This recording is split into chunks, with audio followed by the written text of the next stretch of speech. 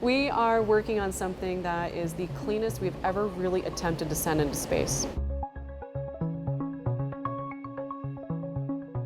The Perseverance mission has as its central goal astrobiology and also being the first step in Mars sample return.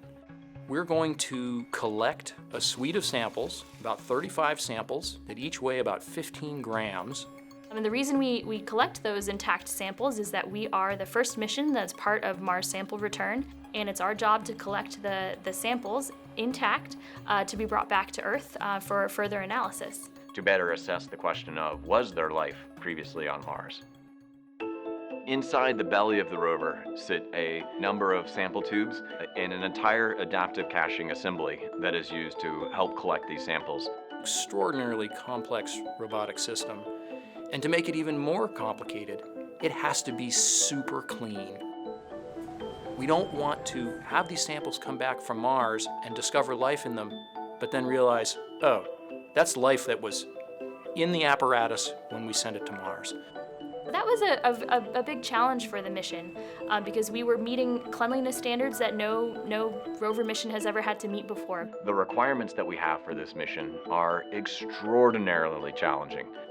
Once we would go through machining the tube itself, getting all of our protective coatings on there, and then looking at our beautiful tubes, we found carbon contamination in places we were not expecting. So as a team, we all had to really come together and look at the entire manufacturing process, how we're handling these tubes. We had to start polishing the interior bore prior to putting on some of our protective coatings. It meant having to come up with an entirely new technique to clean all of the hardware and demonstrate that the hardware could maintain that cleanliness all the way to Mars. That's what JPL does. I mean, we discover problems and then we solve them.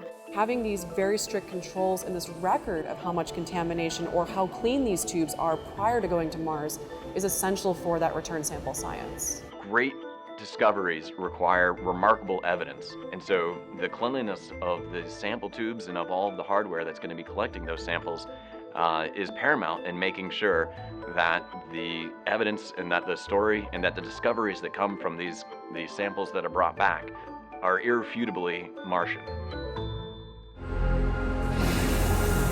Landing on Mars, the Perseverance rover. Live coverage of this special STEAM event Thursday, February 18th at 11:15 a.m. on KETN, a service of your Kern County Superintendent of Schools.